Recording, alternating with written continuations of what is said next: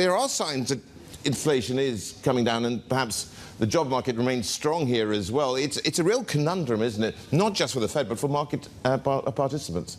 Yes, absolutely. But I think the composition of the easing inflation is important. What we have just talked about is really the easing on the good side of the inflation. But with the labor market still tight, we are worried about wage inflation still running hot. So wage inflation in the U.S. still running at an annualized pace of 5%. That's too high for the Fed, and that will feed into services inflation. So we really need to see that coming down first to really get comfortable with the inflation picture here.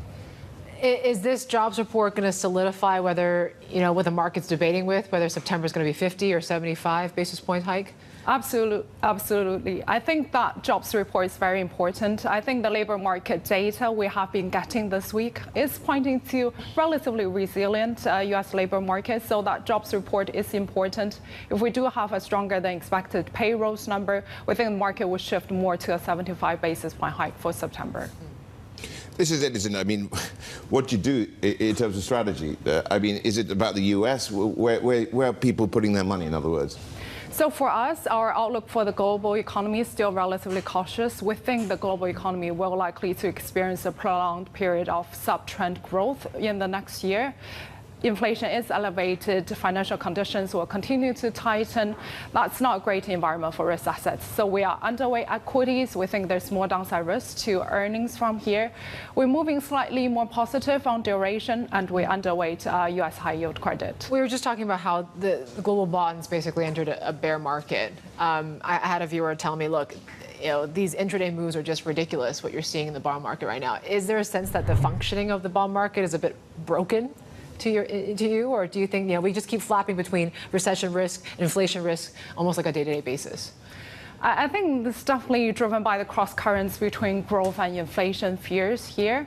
But we think going forward, given our base case view of a slower global growth, there's more value in the bond market right now, given where yields are. And we think the risk to yields actually skewed to the downside, given weaker growth outlook. Even with QT?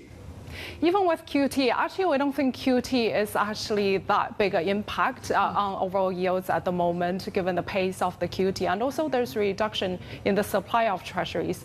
We still think the Fed is more focused on using the rate tool in tightening financial conditions here.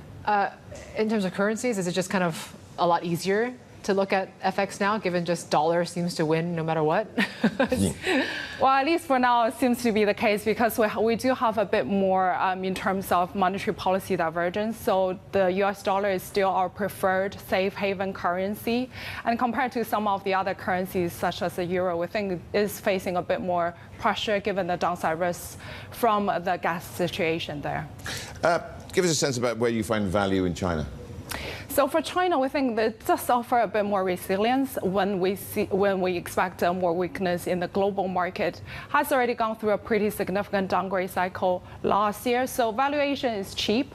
And also from a fundamental perspective, both the growth cycle and the policy cycle are more favorable compared to other DM markets.